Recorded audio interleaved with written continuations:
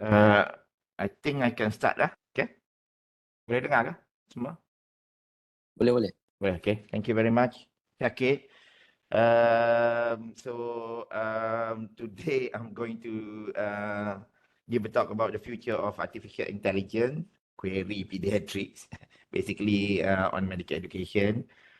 Why I choose this topic, perhaps in my exploration and trying to look for a different angle. I think this is one of the new topics that has been emerging in medicine. And whatever we want to say, whether we like it or we don't like it, it will keep on creeping in our life. And it's the same like when there is, the introduction of internet in the past lah, where people are being skeptic that internet is not going to work, that internet will open up the door of cheating and everything. So therefore, I think similar to artificial intelligence, it does not mean that in this approach will give the benefit to everything that we want to do in medicine, but perhaps a share of thoughts, what I think would like to happen in the near future. I'm not a specialist in this area. I mean, these are the things that I probably read, listen, and also maybe, sometimes listen to the short in the YouTube, and and I'm not planning to teach you from engineering or doing the demo here as well. So just basically an introduction of overview of AI, which could infiltrate in our medical education. So this is what I'm going to talk. Okay. Once upon a time when I was young, there was, I mean, if I were to recall back in my undergraduate years, I was in 1999. But before that, I mean, perhaps in 1993, 1994, one of the subject that I was introduced was more on medical informatics rather than e-health, AI and everything. So I think the what you call the thing about the emerging new information technology and also new development in medicine has evolved basically to now. And yet we have to prepare to this, okay? Because I mean, like looking at the interest in the AI becoming exponential right now. So you can see as many as new what you call AI tools which has been emerging in the internet, and obviously, I mean, like this has not yet been optimized basically. So there's a lot of things that coming through, and even so in our research as well, I believe, I mean, like this, the medical school is also undergoing a lot of revamp, looking at some of the features like machine learning, deep learning in the aspect of medicine. So if you were to look back, yes, definitely we are keep in constant engagement with AI. If you have a smartphone, yeah, we're using it. If you have social media platform like X or whatever, YouTube and everything, because once you key in your interests, there will be an algorithms in order to kind of like identify your interests and therefore come up with a lot of suggestion related to your interests. For example, like if you listen to, I don't know, maybe rock music or something like that, and because you're listening through YouTube, that YouTube will popping up some of the key features coming up from the your interest itself. So there's a lot of other constant engagement with AI that we're doing in daily. But we also know that in the past as well, when we were using technology, it has evolved, isn't it? From calculators, internet, and devices. And obviously, if you were to recall, I mean, when I was young, in early 1980s, we were used to play more of physical activities rather than playing with internet or toys around us. I mean, I think that time frame, um, it was all about playing with physical rather than playing like I don't know whether you guys know deck or something like that. We used to choose to chase people with one leg only in a badminton court or some sort of and then it evolved. You get your phones, you get your internet, you get your device, and device becoming more combined and improved. So as you know as well, I mean, like the computer also has been evolved to now smaller, and perhaps in the future it's much more smaller and unique. What sparked my interest in the past was when I was reading a paper. I mean, I think the similar paper. I mean, I forgot what paper, but it was about crowdfunding because I was invited to discuss about crowdfunding for a patient in the hospitals. So when I read about one of those things, I mean, I thought, oh, there's some interest, garner some my interest looking at what is machine learning, and then they were using Python as well, and then this script or algorithms from the study itself will kind of like crawl into the internet or worldwide web and trying to find the analysis that required, so that from that machine learning it comes out to be able to predict whatever the number that were used or that were gained from the crowdfunding. So I was kind of like interested from here, basically looking at how on earth they were using some tools in order to garner some estimation of how much they use for the crowdfunding. In essence, the artificial intelligence is just only a technique where it is used, the computer, to emulate the human behavior. But underneath it, subset to it is machine learning. And subset to the machine learning is deep learning.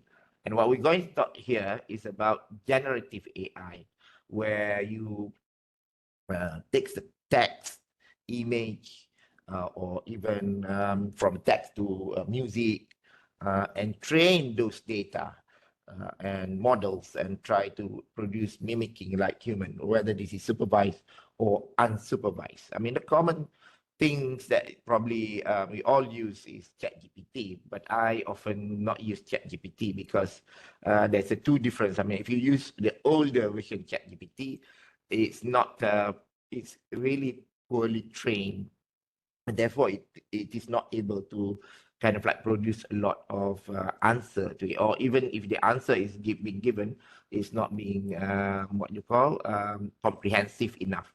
The older ChatGPT, the newer ChatGPT is much more advanced. You know, the one that you have to pay, definitely you have it's like you have a car of Kanchen versus a car of Ferrari. You have to pay a lot. You get a lot of what you call benefits from it. But then, like, we also look at the intelligence, isn't it? What's the difference between these two intelligence, human and artificial intelligence? But what you have to be aware, human is much more complex, isn't it? We are able to work in different situations. We are able to make decision, which is ambiguous. We have some emotion. We are abstract more. But then, like, in artificial intelligence, it's much more objective. It is trying to mimic a human conversation, but not to the extent able to consider the emotion and social factors towards it. And also it has to be trained. I mean, like, these are the key here. It has to be trained in order to mimic it, because it will make a lot of mistake. It will use whatever the data in the internet, which some of the data may be evidence-based, some of the data may not be evidence-based. And therefore it is also not perfect as well. Okay, although at some stage it will be perfect, it will be perfected. And this artificial intelligence, what we want to do is to see, I mean, like in the context of what I'm talking is more about medical education, how we can use the text into maybe whatever speech or text to text or image recognition in terms of improving the learning. This machine learning, NLP, these are all advanced use for research and what you call retraining and prediction model. So in essence, I think the generative AI is like we are having an extra people or extra person, like a research assistant. What does he or she is going to do? We instruct him or her in order to create a content or things that we want to do. And this may come into, text, images, data, and even music. I mean, and we have to train them. I keep emphasize, we have to train them and give feedback if this is wrong or right, because they are using the data which is available in the WWW. Okay. So how do we do it? I mean, I mentioned about the needs that we have extra person. This extra person may be like Einstein, but how can we kind of empower him or utilize him for our benefits? And this comes with prompt engineering, because if we prompt wrongly, we're not going to be able to oh, there's a call for me, just excuse me. Okay, we're not going to be able to get appropriate results that we want. So I think the key here is making a proper prompt. How does it work? I mean, as I mentioned earlier, I mean, like it use data available, and it trains. I mean, come under the training, and then it identify the pattern and give the answer according to the probability. With that training, and then if there is any wrong or mistakes, we should give the feedback. So just on an illustration, if you ask the Chat GPT or Perplexity about, for example, like tell me about transition care, so the answer is probably different from when you state a long, lengthy, detailed needs of what you need to do in this area. I'm a pediatrician. I like to do transition care for my 18-year-old cerebral palsy to an adult team. Describe to me the process professionally in 2,000 words. So which means they will be processing the information that we're using from the perspective of medical, rather than doing it through the general team's training model.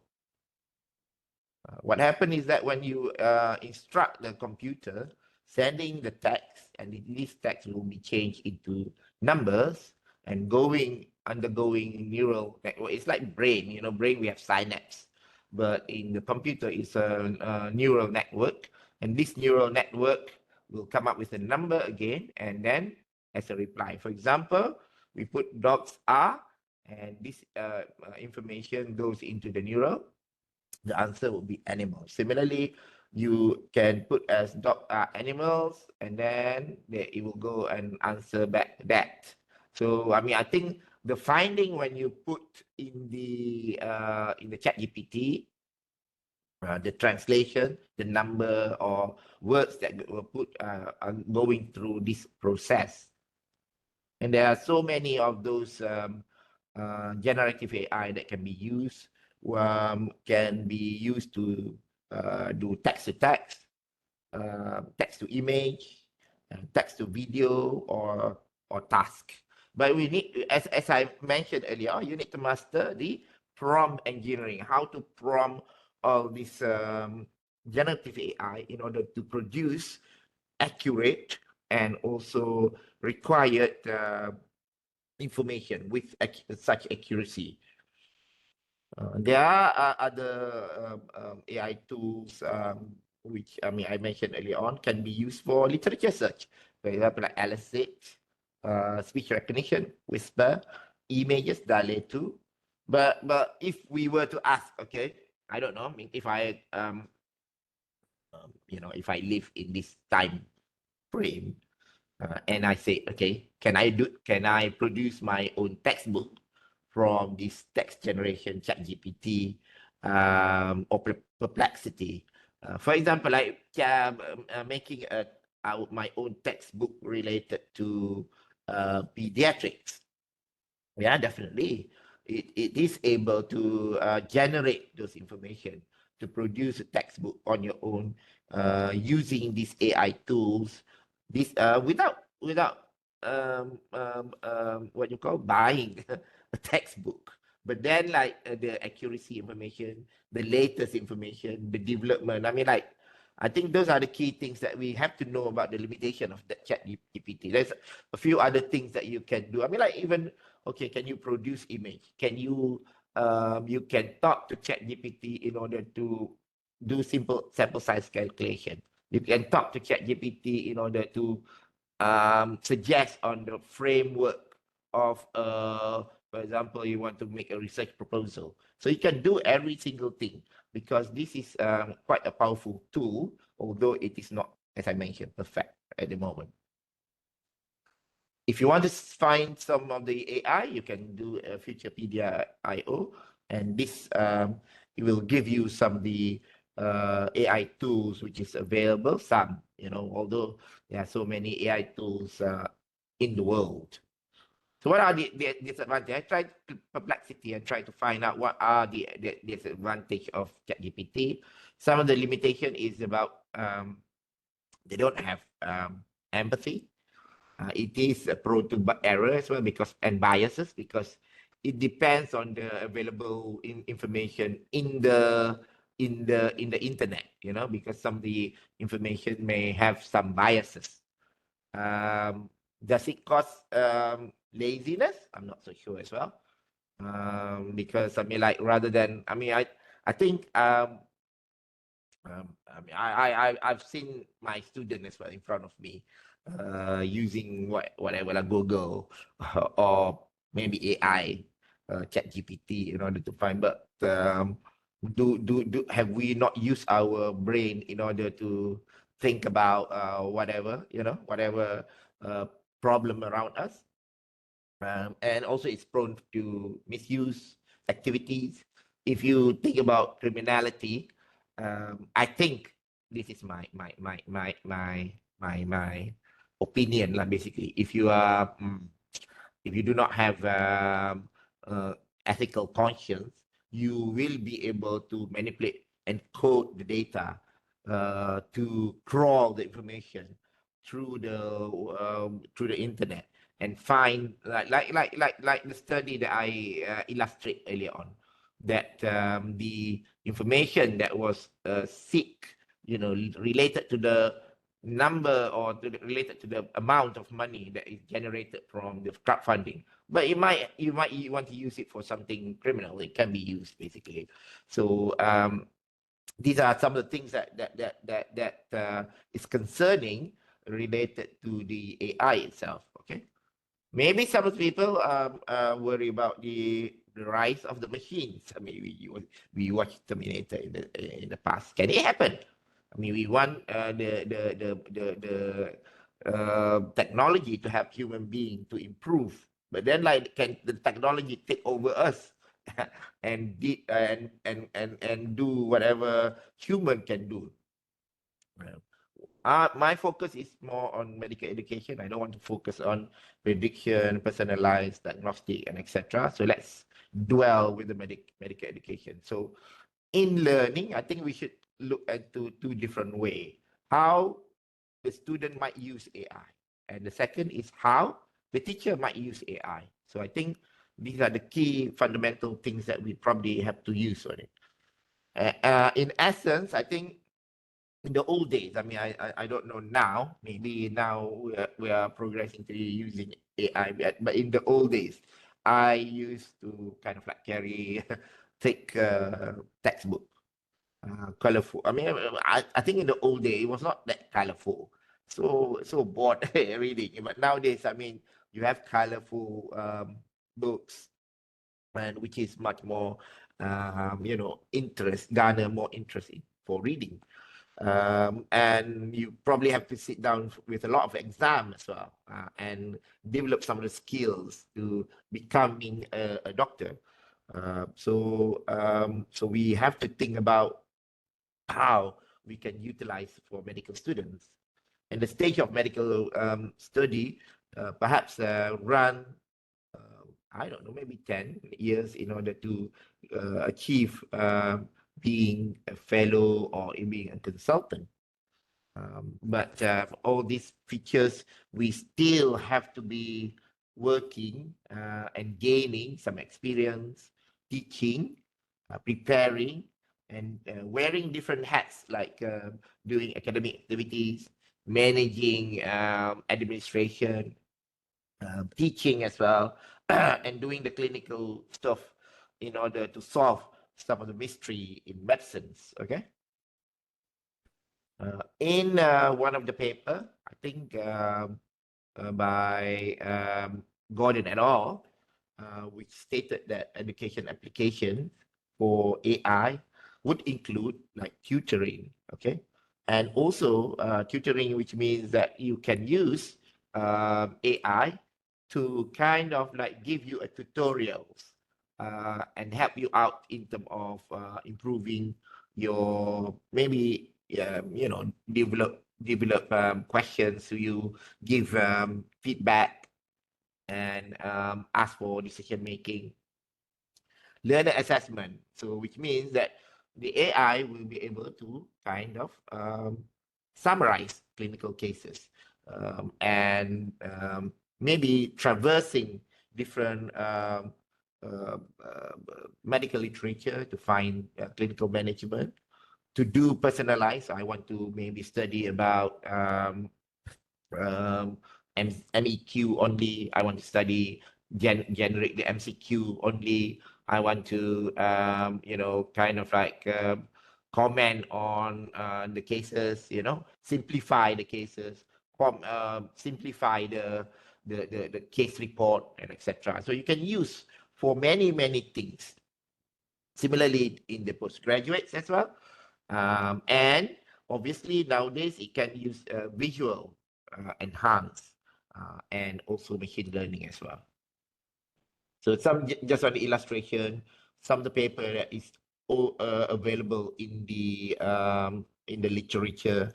So teaching is about 34, assessment for learning is about 50, reasoning, clinical reasoning 13, and virtual simulator as well 11, and it can be used to train and guide training as a decision support in 10 of the papers. I mean, there's so other different area of the AI use in reality. The usability, one of the other paper as well, looking at the usability in medical education. Obviously, I think they're trying to work on the virtual reality. They're trying to work on the assessment, feedback, simulation, and also if there is any innovative teaching using distant learning. And some of the other tools as well is not purely it's not purely that you are looking at the education per se, like AI-based virtual environment. You might want to kind of like extend the education as per looking at the how you can competently use some of the codes like Pythons in order to garner some of the information from the study or from the research. So you can use it for visualization and analysis as well. For example, if I were to take, I kind of like try using Perplexity, and I copy some of the case notes from this case report, and I want to know the accuracy of answering. So we can say that, um, oops, we can say that the answer for using this chat box is pretty accurate, basically, in terms of, giving the information related to this case report. So I think pretty accurate, and it can summarize it in a better way. It depends on, again, on the prompt engineering that you're going to do. What is important is that when we are utilizing ChatGPT or AI, I think the student can be much more um, improved. What I meant by that is that the student should be be able to do more better analysis in terms of looking at, because you have ChatGPT to answer you with regard to the history. And also giving you differentials, and obviously, I think as a result of that, I think students should be more humane, because this is where you should be able to cut down the time for study, because it produces answers straight away. It gives you the perspective, and you should be able to improve in terms of interpersonal relationship. But it's not supposed to be replacing some of the things such as experience and also physical examination. This is not going to happen by chatbot, but you can get the information related to what are the findings, what the expected findings in the physical examination. AI, as I mentioned, it does not have emotion. So therefore, I think crucially as well, when the student is using AI, they should be able to develop more of these empathy, good communication skills, better clinical decision, and better analysis.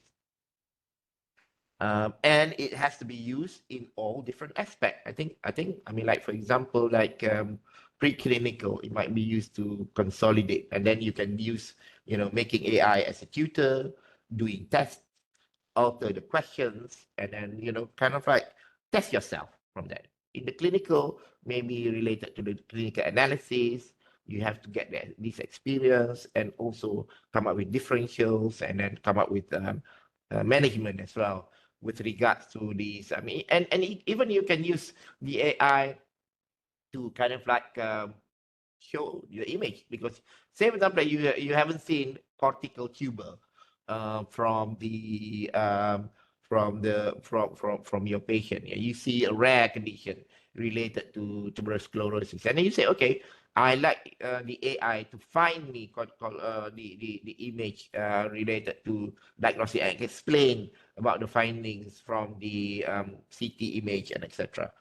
So similarly, in the postgraduate, you can ask a difficult question. Limitation I mentioned, it has hallucination, which means that some of the data might not be correct. It can just give you information. So that's why it is crucial. This techniques has to undergo a lot of training in order to perfect the analysis and also prediction. What we need to do is, I think, as we have a lot of AI nowadays, we can use AI for anything. But I think the key here is, I think, try to be up to date with the AI, because I think in the future, it will be an important tools to be used. Whether you like it or you don't like it, I think this is going to be happening. And this AI, as I mentioned, there's a paid and free, and it has a difference. The pay one maybe like a Ferrari, the free one, but still, it is usable, like Kancil or something like that. It is usable. What you need to do is, I think, prompting, and to go around and try to find the best way. You can use anything for paraphrasing, detecting plagiarisms, doing the presentation, doing the videos, and etc. And this is some of the things like I mentioned earlier on. Like, you want to kind of like organize keynotes like pathophysiology. It can answer you from any perspective. It can generate questions. It can create becoming a tutor and give feedback. It can do summary. It can also simplify. For example, like if I were to say, let me just illustrate this. I am a pediatrician. I'd like you to produce a cognitive development milestone table. Did I not say table? And I want to use this assessment in my clinic. Could you? So I just put all the information that I would like to, and voila, it comes up with the table related to the cognitive development for milestone in children.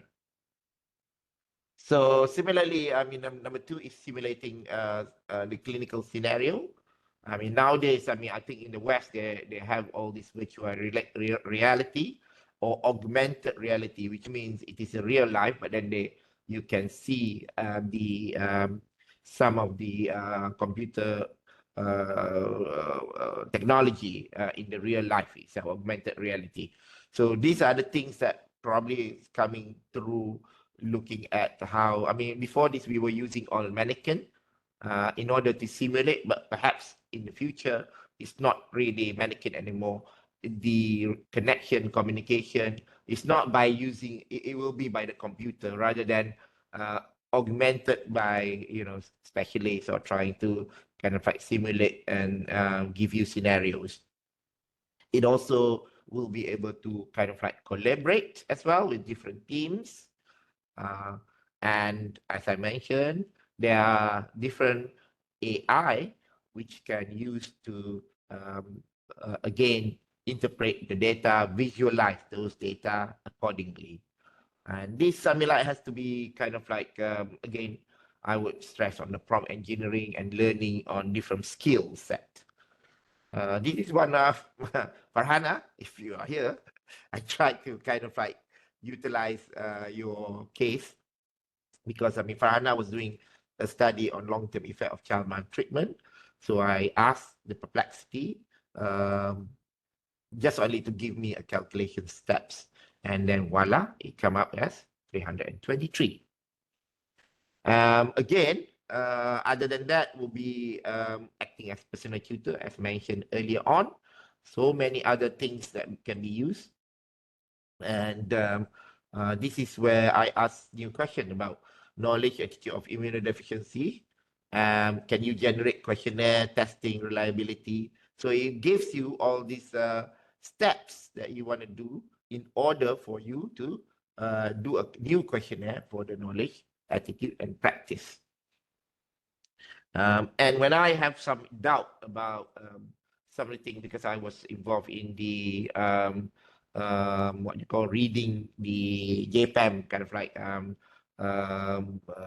proposal, and if I have doubt about it, and I want to know about the reliability of tools or instrument, so it gives you the things related to reliability, and then instead of before this I keep on calling my friend from JPAC, not JPAC, from medical education to ask about things up. So now you have a research officer beside me, which is which is I use Perplexity, which is Perplexity, in order to give you the answer. But again, obviously I have to mention about prompt engineering.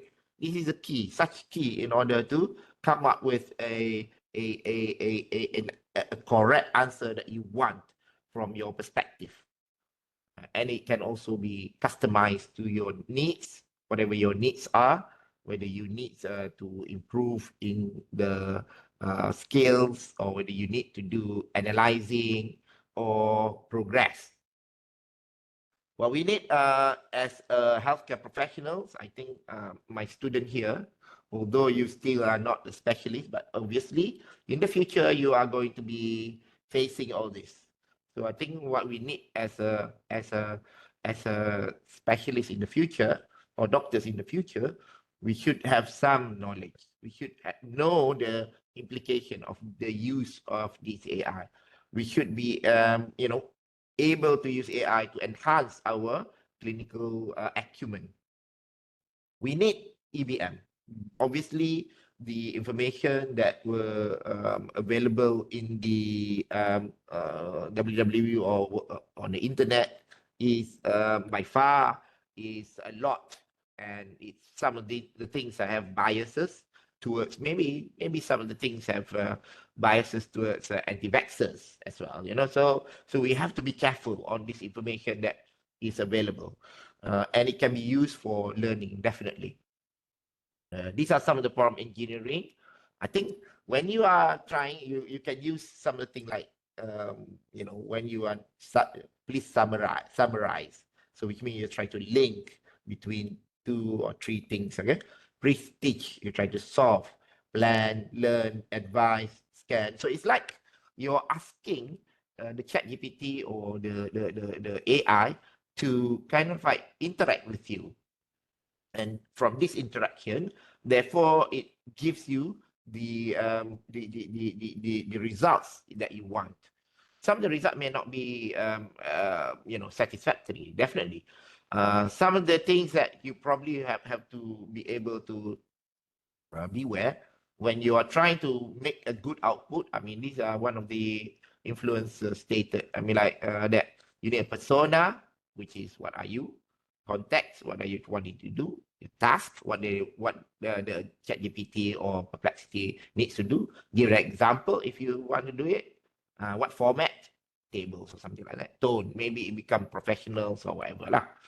So, for example, I'm planning to write a local medical journal. Example, the research proposal should focus on the cross-sectional study, okay, using logistic regression analysis.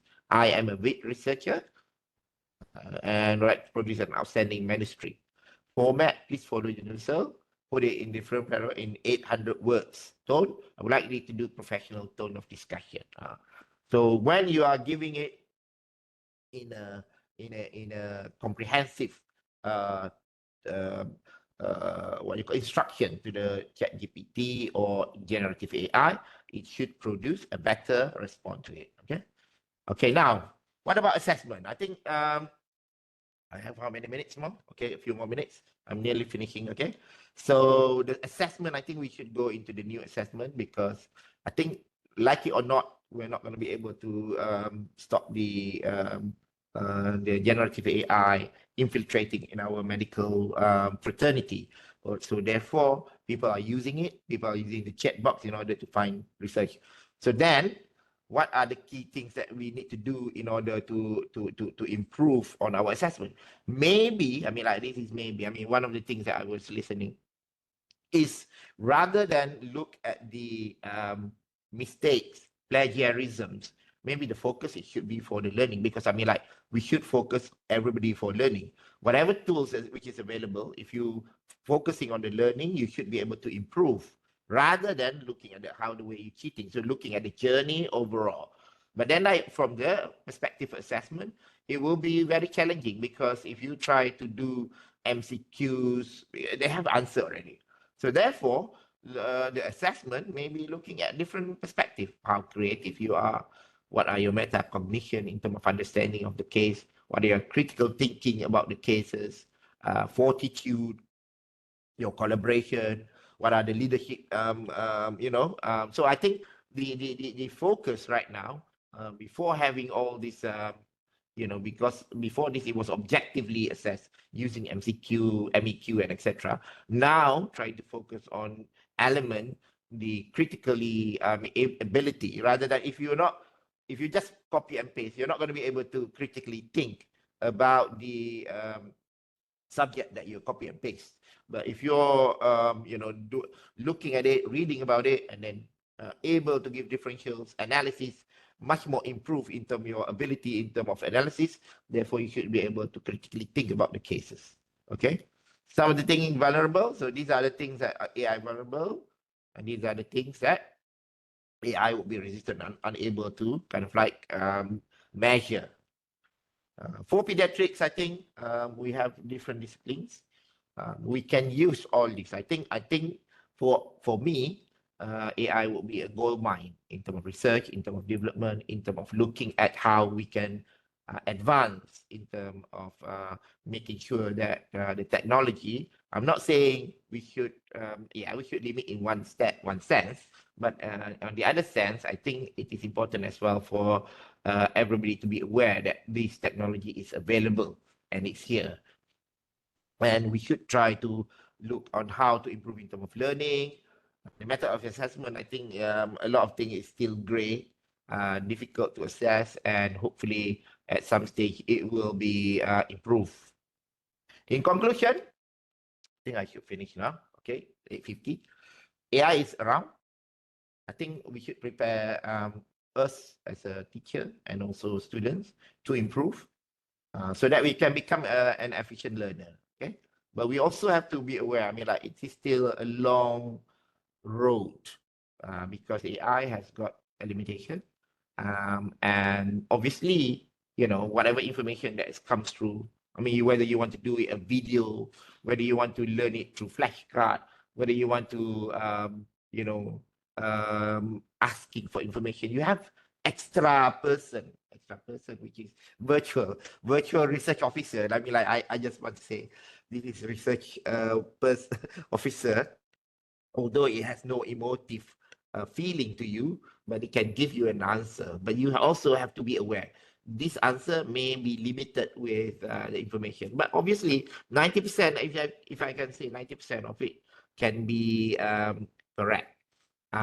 Although some of this information is not evidence, some of the information was quoted from the internet. But the key here is try to use prompt engineering properly. And in order to do so, I think you need to learn about prompt engineering. So I hope it'll give you some benefits. I don't think I have anything else to say. Many thanks for listening. We can share our opinion on this matter. Thank you very much.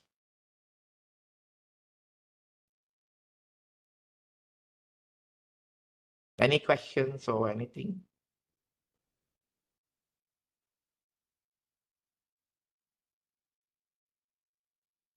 So I have okay. Hello, Dr. Fasham. Dengar? Yeah, yes, Anas, okay. Comment ke whatever lah. Thank you, Dr. Fasham. Very interesting talk on AI. I think it's a new technology and emerging and very rapidly evolving kind of tools. And when we talk about tools of learning, so we must try to optimize AI for our learning and also for maybe for other stuff as well. But we as a clinician, in the end, we have to not to be smarter than AI. Sort of, AI is just a guide for us to learn. In the end, we have to cross-check and look the patient clinically as well. All right. So number two, my question is, Dr. Fasham, is there some sort of guideline on ethics or whatever it is in using AI that you know? I think at the moment everybody is I mean I think not so clear on what the guideline. I think obviously there's a lot of ethical issue that was questioned. For example, like if you ask AI and AI give you an answer based on the information or train that it has gone through, but the answer is a mistake and you use it towards a patient. So I think obviously as a person who are responsible for it, you are the one who should bear the responsibility rather than blaming the AI is like somebody, again, as I mentioned, it does not replace the clinical acumen of a person. So a person has to be acutely aware that AI is just only like communication. I mean, if I take a person as a whole, the ability of intelligence of a person, yeah, we have the intelligence to think, we have the intelligence to talk, we have the intelligence to make decision, we have the intelligence to what you call to mingle around. So there's a lot of complexity as a human intelligence, but the AI has got a fine finite, not infinite, finite kind of like ability. For example, if I were to mention earlier on, is text to text generation. So we ask, it's like you have I don't know what was it, if you have in the AI tools in the Apple. when you ask people, okay, I mean, if you watch or if you have chat, I don't know, if you have if you watch YouTube, people asking, asking, tell me about something, So I think it has been trained in a certain way, but it's not to. I mean, it is more complement rather than fulfilling and doing everything. So I think those are the key things. Okay, we have to be aware of the limitation. Number the the what you call the Dr. Azman is here, or is Dr. Prof. Azman is here. He's answering in the chat as well. I'm not saying that I'm the best person here, okay? Because I mean, I think what I'm doing. I mean, a lot of the things that I'm doing is more like listening, testing, and also looking at perplexity. Obviously, I mean, as I mentioned earlier on, I mean, I obviously in the past I keep on asking people, but now with the advancement of the technology, appropriate kind of like from engineering, I should be able to get the information, and with that information, I usually double check. So with them, like even I don't know statistic lah, okay, I'm not good in statistics. So therefore, what I used to do is from engineering, okay, get some answer, okay, applicability. I mean, I have some understanding already, and then I'll double check with Epoy ke siapa dah, okay, Prof. Saiful Bahari. I used to text him or something. Okay, that check me on. Oh, Jannah lah. Okay. So that I mean, maybe Jannah is not comfortable for me to text her to ask about statistic question. But I mean, I think the key here is I think knowing the limitation, and also because we don't really have a proper guideline. I mean, like, as similar to in the past. I mean, if you know lah, in the past, when I was young, when I did admits lah in the past, we use books, isn't it, in order to convert here degree lah.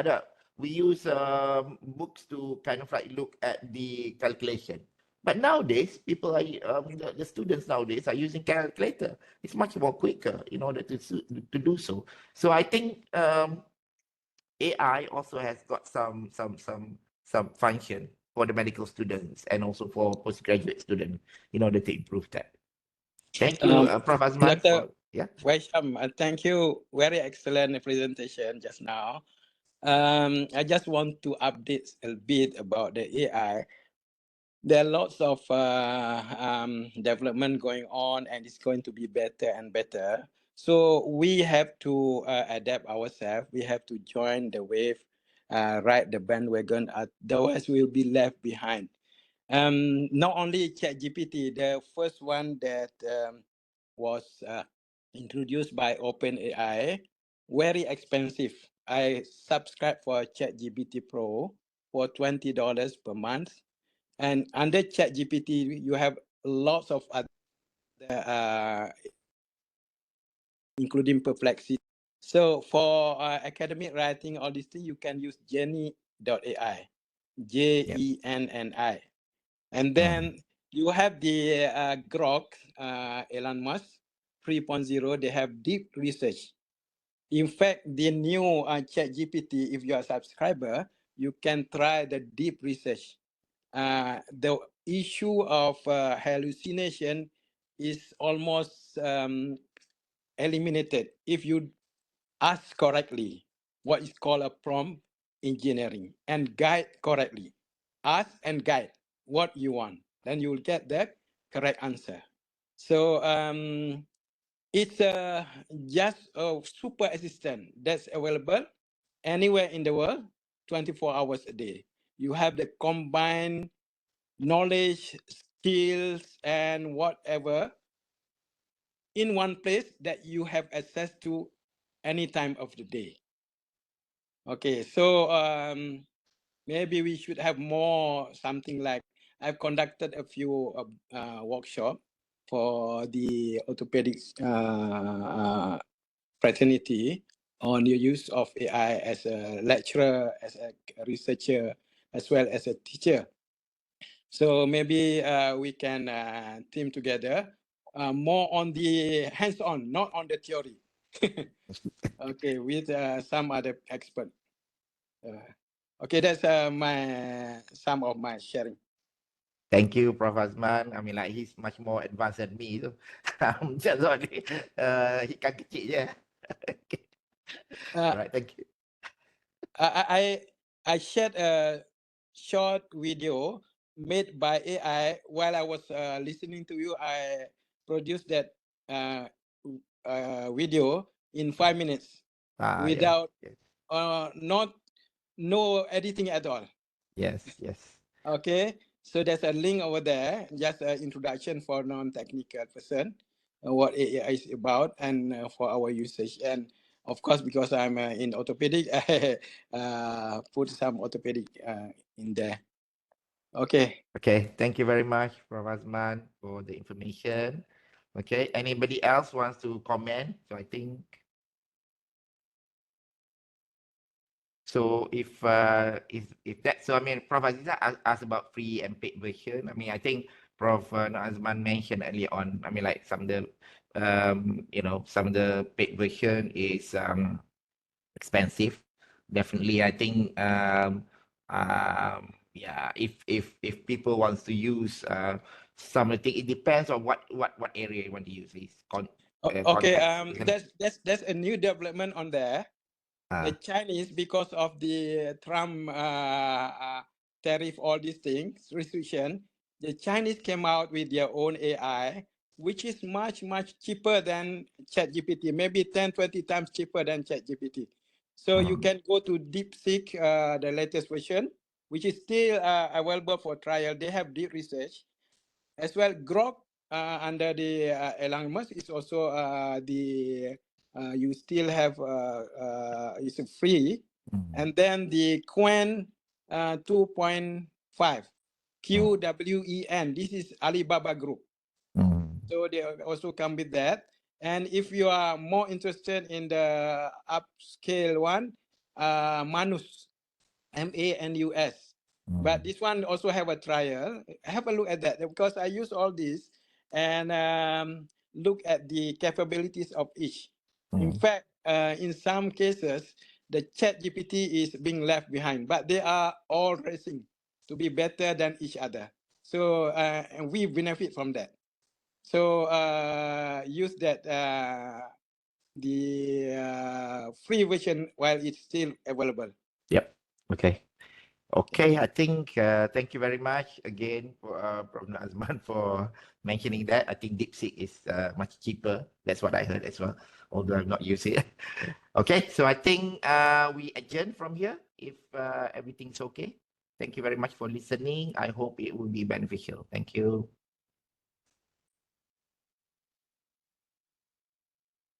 Thank you.